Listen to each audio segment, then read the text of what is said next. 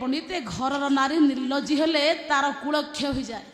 ବ୍ରାହ୍ମଣ ଦକ୍ଷିଣରେ ଲୋଭ କଲେ ବ୍ରାହ୍ମଣଙ୍କ ଧର୍ମନାଶ ହୁଏ। ଗୃହସ୍ଥ ଦାନ ଦେଲା ବେଳେ ଲୋଭ କଲେ ତାଙ୍କ ଧର୍ମନାଶ ହୋଇଯିବ। ବେଶ୍ୟା ମାନେ ଗଣିକା ପଣ୍ଡିତେ ଲଜ୍ଜା କରିବ ତା ବେପାର ନଷ୍ଟ ହୋଇଯିବ।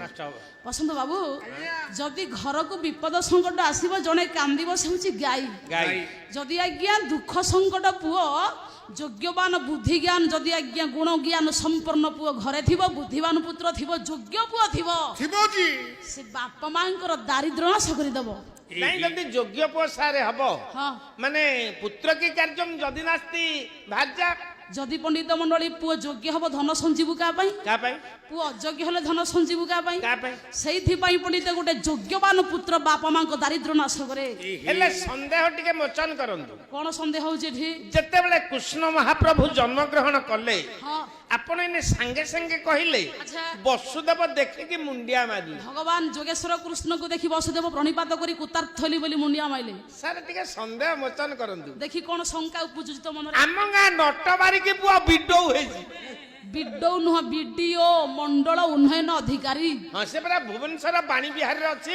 ଭୁବନେଶ୍ୱରରେ ରହନ୍ତି। ତାପରେ ଆଚ୍ଛା ତା ବାପା ଯୋଉ ନଟବାରିକି ଗୋଟେ ସେଲୁନ କରିଛି। ଓହୋ, ସେଲୁନ କରିଛନ୍ତି। ତାପରେ ଯେତେବେଳେ ବିଡୁଅ ତା ପୁଅ ବିଡୁଅ ଆସିବ ଗାଁକୁ, ନଟବାରିକି ସେଲୁନରୁ ଓହ୍ଲେଇକି ଆସିକି ତା ପୁଅ ବିଡୁଅ ପାଦ ତଳେ ମୁଣ୍ଡିଆ ମାରିବ। କୌଣସି ବାପାକୁ ପୁଅକୁ ନମସ୍କାର କରିବେନି ଆଜ୍ଞା। କଣ ଏଇନେ ପରା କହିଲ? ସମ୍ବିଧାନ ନାହିଁ। ଯଦି ବାପା ପୁଅକୁ ନମସ୍କାର କରିବ, ଭାଗବତ କହିଲେ ଯାହାକୁ ଦେଖି ପ୍ରାଣୀ ଡରେ ଆୟୁଷ ଥାଇ ସେଇ ମରେ। ଯଦି ପଣ୍ଡିତେ ବାପା ପୁଅକୁ ଡରିଲେ ପୁଅର ମଙ୍ଗଳ ହବନି ଆଜ୍ଞା।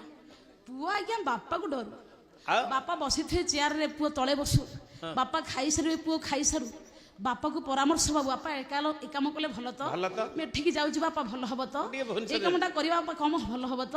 ପ୍ରତ୍ୟେକ କାର୍ଯ୍ୟରେ ବାପାଙ୍କୁ ସେ ଟାଣୁ, କିନ୍ତୁ ବାପା ପୁଅକୁ ଡରୁ ନାଇଁ। ବାପା ପୁଅକୁ ଡରିଲେ ପୁଅର ମଙ୍ଗଳ ହବନି ଆଜ୍ଞା। ପୁଅ ବାପାକୁ ଡରୁ। ମୋ ବାପା ସେଇ ଅସୁବିଧାରେ ଏନେ ପଡିଥିଲି। ମୋ ବାପା ଏ କାର୍ଯ୍ୟ କଲେ ରାଗିବେ। ମୁଁ ତ ପାଲରେ ବୁଲୁଛି, ମୋ ବଡ ପୁଅ ଇଞ୍ଜିନିୟର, ତାହେଲେ କଣ ମୋ ପୁଅକୁ ମୁଁ ମୁଣ୍ଡିଆ ମାରିବି? ନାଇଁ ଆଜ୍ଞା, ସତ କଥା ଦେଖନ୍ତୁ। ଅଲଜ୍ଜିଆ ମାତା ଦୋଷଣ, ପିତୃ ଦୋଷଣ ମୂର୍ଖତା, ଅଦାତା ବଂଶ ଦୋଷଣ, କର୍ମ ଦୋଷେ ଦରିଦ୍ରତା, ଅନଭ୍ୟାସେ ବିସଂବିଦ୍ୟା, ଅଜୀର୍ଣ୍ଣେ ଭୋଜନ ବିଷଂ, ବିଷଂ ଗୋଷ୍ଠୀ ଦରିଦ୍ରସ୍ୟ, ବୃଦ୍ଧସ୍ୟ ତରୁଣୀ ବିଷଂ। ଝିଅଟା ଖରାପ ହଉଛି ଏଥିପାଇଁ ମା ଦାୟୀ। ମାକୁ ଦାୟୀ କରାଯିବ। ପୁଅଟା ମୂର୍ଖ ହେଲା ବାପାଙ୍କୁ ଦାୟୀ କରାଯିବ। କାହାକୁ ଟଙ୍କାଟେ ଦାନ ଦେବେନି ଜୀବନରେ, ଏଇଟା ଆପଣଙ୍କ ବଂଶର ଦାୟୀ। ଯଦି ବ୍ୟାଧି ରୂପକ ଦରିଦ୍ର ଆପଣଙ୍କୁ ଗ୍ରାସ କରୁଛି, ଛାଡୁନି, ଏଇଟା ଆପଣଙ୍କ କର୍ମର ଦାୟୀ। ଅଭାଗା ଭୂମି ନିନ୍ଦନ୍ତି, ପୁତ୍ର ନିନ୍ଦନ୍ତି, ଏ ଜଳ ନିନ୍ଦନ୍ତି ରୋଗିଣା, ବେଶ୍ୟା ଚ ପୁତ୍ର ନିନ୍ଦନ୍ତି, ଚୌର ନିନ୍ଦନ୍ତି ଚନ୍ଦ୍ରମା। ହେ ପଣ୍ଡିତ ମଣ୍ଡଳୀ, ଯାହାଙ୍କର ଘର କହି ଏଇଟା ଭଲ ଘର ନୁହଁ, ୟାର ମାଟି ଭଲ ନାହିଁ, ଏ ଘରେ ପଇସା ଆଣୁନି, ଏଇଟା ହଉଛି ପଣ୍ଡିତ ଅଭାଗା, ଆଳସ୍ୟ, ଅନିଷ୍ଟକାରୀ। ତୁ ତ ନିଜେ ଭଲ କର୍ମ କରୁନୁ, ରାତି ପାଇଲେ ଘରେ ସବୁ ପଇସା କଣ ଛାତ କଣା ହେଇକି ତଳେ ବସିଯିବ। ନାଇଁ ସାର୍, ପୁଣି ସନ୍ଦେହରେ ପଇଲି। ସେଇଥିପାଇଁ ପଣ୍ଡିତ ମଣ୍ଡଳୀ ଗୋଟିଏ ଭଲ ପୁଅ ଆଉ ଖରାପ ପୁଅ ଜନ୍ମ ହେବା ପଛରେ ବାପା ମାଙ୍କର ହାତ ଥାଏ। ଆଚ୍ଛା, ଯଦି ପୁଅ ମୂର୍ଖ ହବ, ବୋପା ଦାୟୀ? ବୋପା ଦାୟୀ। ଏଇଠି ପୁଣି ସନ୍ଦେହରେ ପଇଲି। ପୁଣି କଣ ସନ୍ଦେହ ହଉଛି? ମୋର ଟାଙ୍କି ଗୋଟିଏ, ଗୋଟିଏ ଟାଙ୍କି, ଗୋଟିଏ ଟାଙ୍କିରୁ ଯୋଡିଏ ପୁଅ। ପୁଅ ତ ଦିଟା ଜନ୍ମ ହେଲେ, ଗୋଟେ ତ ଇଞ୍ଜିନିୟର ହେଲା, ଆଉ ଗୋଟେ କାଇଁ ବୁଲୁଛି ଗାଁରେ। ଗୋଟେ ପୁଅ ଅଛନ୍ତି, ବିଡି ସିଗାରେଟ ବାପାକୁ ଛାଡିବେ ଆଜ୍ଞା ଧୂଆଁ। କାହିଁକି ଆଜ୍ଞା? ଏଥିପାଇଁ ବାପା ଦାୟୀ। ବୋପା ଏଥିରେ ଅସୁବିଧା। ପିତା ମାତାଙ୍କ ସୁକୃତରେ ଶିଶୁ ଯେ ସୁଖ, ବାପା ମାଙ୍କର ସୁକୃତ ଫଳ ହେଲେ ଶିଶୁ ସନ୍ତାନ ଭୋଗ ଆଜ୍ଞା ସୁଖ ପାଇବ। ବାପା ମା ଯଦି କୁକର୍ମରେ ନିର୍ଲିପ୍ତ ହୋଇ କଦର୍ଯ୍ୟ କର୍ମ କରିବେ, ପଣ୍ଡିତେ କୋଇଲା ଖଣିରୁ କୋଇଲା ଆସେ, ସୁନାଟା ସୁନା ଖଣିରୁ ଆସେ ଆଜ୍ଞା, ଲୁହାଟା ଲୁହା ଖଣିରୁ ଆସିବ। ଯଦି ଆଜ୍ଞା କୋଇଲା ଖଣିରୁ ଆମେ ସୁନା ଆଶା କରିବ, ମିଳିବ ମଉସା? ମିଳିବ ନାହିଁ। କାହିଁକି? ଆପଣ ମାନଙ୍କର ପଣ୍ଡିତ ଅଚ୍ୟୁତ କହିଲେ, କଣ କହିଲେ? ବୋଲେ ଦିବସ ଉଦିତ ହୋଇବ ତାରା, ପ୍ରଚଣ୍ଡ ହୋଇବ ମାତା ମାଉସୀ ସିଂହ ହରଣ,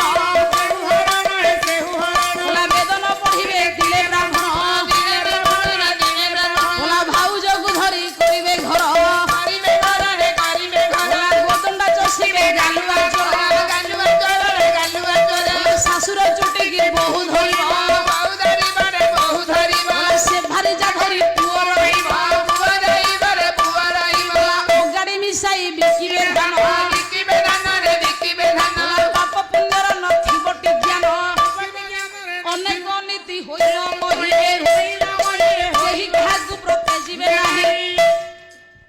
ସାନ ଲୋକମାନେ ପଣ୍ଡିତ ମଣ୍ଡଳୀ ଉଚ୍ଚ ଲୋକମାନେ ନିଚ ବୋଲାଇବେ ଆଜ୍ଞା ଶାଶୁକୁ ମାରିବ ବୋହୁ ଗୁଆ ଘିଅ ସବୁ ଆମ୍ବିଳି ଲାଗିବ ଖଟା ଯେ ଲାଗିବ ମହୁ କଳିଯୁଗ ଲୋକମାନଙ୍କୁ ମହୁ ଭଲ ଲାଗିବନି ଗୁଆ ଘିଅ ଆଜ୍ଞା ଗନ୍ଧେଇବ ସାନମାନେ ବଡ଼ ହେବେ ବଡ଼ମାନେ ସାନକୁ ପଣ୍ଡିତ ସମ୍ମାନ ଦେବେ କିନ୍ତୁ ସାନମାନେ ବଡ଼କୁ ମାନିବେନି କଳିଯୁଗ ଲୋକ ପଣ୍ଡିତ ଏଇଆ ପୁରା ଉତ୍ତରୁ ସାଜିବ ଦକ୍ଷିଣେ ଗାଜିବେ ପୂର୍ବେ ନ ରହିବେ କେହି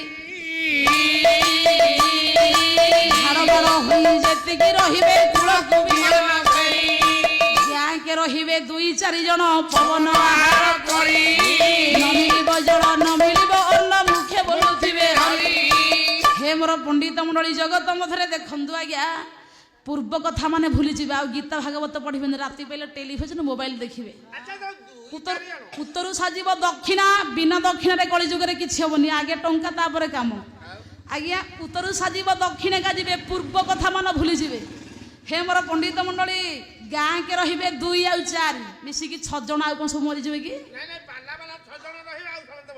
ନାଇଁ ଆଜ୍ଞା ତା ମାନେ ଗୋଟେ ଗାଁରେ 6 ଜଣ ବ୍ୟକ୍ତି ମୁଁ ବଞ୍ଚିବେ ଆଉ ସବୁ ମରିଯିବେ ନାଇଁ ରେ ଶୁଣେ କୋଇଲି ଏକାକ୍ଷର ଯେହୁ ଭଜୁଥି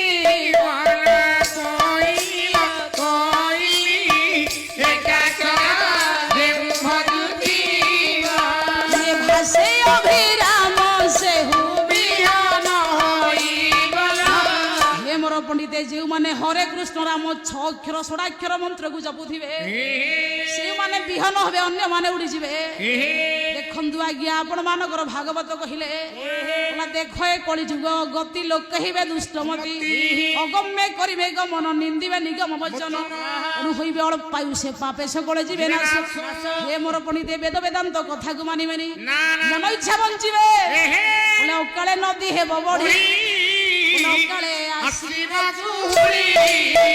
ଅକାଳେ ଇନ୍ଦ୍ର ବରସିବ ଅକାଳେ ଭୋଜନ ହୋଇବା ଅକାଳେ କରିବେ ସ୍ନାନ ଅକାଳେ କରିବେ ଶୟନ ଅକାଳେ ରତି ଯେଣୁ ହେବ ଗର୍ଭରେ ସନ୍ତାନ ମରିବ ଏ ପୁଣି କଳିଯୁଗରେ ଲୋକମାନେ ଠିକ ଟାଇମରେ ଉଠିବେ ନାହିଁ ଠିକ ଟାଇମରେ ସ୍ନାନ କରିବେ ନାହିଁ ଠିକ ସମୟରେ ରତି କରିବେନି ଗର୍ଭରେ ସନ୍ତାନ ମରିବ କବି ଲେଖିଲେ ଶବ୍ଦ ମାଂସ ନବାର୍ଣ୍ଣଚ ବାଳା ସ୍ତ୍ରୀ କ୍ଷୀର ଭୋଜନ ଘୃତ ମୁଷ୍ମଦ କଶୈବ ଶବ୍ଦ ପ୍ରାଣ ହରଣୀ ଷଟ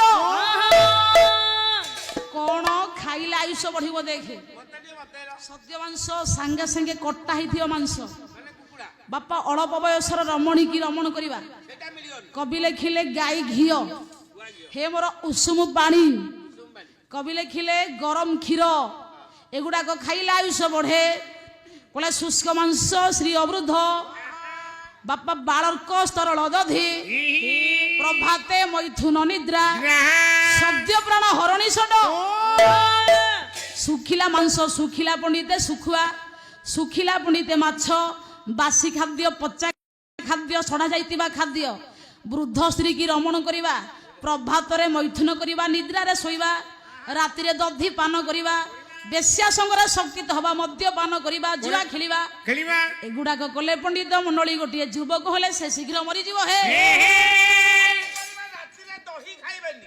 ରାତି ଦହି ଖିଆ ଜରକୁ ଏକେଡା ମୁଣ୍ଡିଆ ଘର ଚୋରକୁ ବୁଢା କାଳ ଭାରି ଜାପରୁକୁ ତାହେଲେ ପଣ୍ଡିତ ମଣ୍ଡଳୀ ଏକଥା ମୁଁ କାହିଁ କହିଲି ଯଦି ପିତା ମାତା ସବୁ କର୍ତ୍ତବ୍ୟ କରିଥିବେ ଧର୍ମ ମାର୍ଗରେ ଯାଇଥିବେ ପଣ୍ଡିତେ ଭଲ କର୍ମରେ ଲିପ୍ତ ହୋଇଥିବେ ତାହେଲେ ସେ ଗର୍ଭରୁ ଭଲ ପୁଅ ଝିଅ ଜନ୍ମ ହବ ଆଜ୍ଞା ଯାହାକୁ ଭାଗବତ କହିଲେ ଯାହାର ପୂର୍ବ ଭାଗ୍ୟ ଥାଇ ତା ପୁତ୍ର ବୈରାଗୀ ଯାହାର ପୂର୍ବ ଭାଗ୍ୟ ଦିଶେ ତା ପୁତ୍ର ସାଧୁ ସଙ୍ଗେ ସାଧୁ ସଙ୍ଗମେ ଜ୍ଞାନ ବଢେ কর্ম বাসনা বন্ধ ছিড়ে যে বাপা মাঙ্কর সুকৃত ফল টাণ থিব ধর্ম থিব নীতি থিব নীতিষ্ঠ আদর্শ বঞ্চি থিবে সে বাপা মাঙ্কর কোলর সন্তান মানে বহুত ভাল হেবে যোগ জন্ম হেবে বলা বুদ্ধি জ্ঞান বসন মোহ ক্ষমা সত্য সমদম সুখ দুঃখ ভব ভাব ভয় চা ভয়মে বচ অহিংসা সমতা তুষ্টি স্তপদান যশ যশ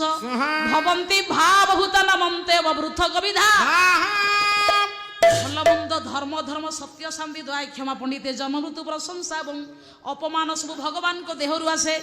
ମଣିଷ ଯାହା କରେ ସେ କରିବାର ଫଳ ଭଗବାନ ମଣିଷକୁ ଦେଇଦିଏ। ତାହେଲେ ପଣ୍ଡିତ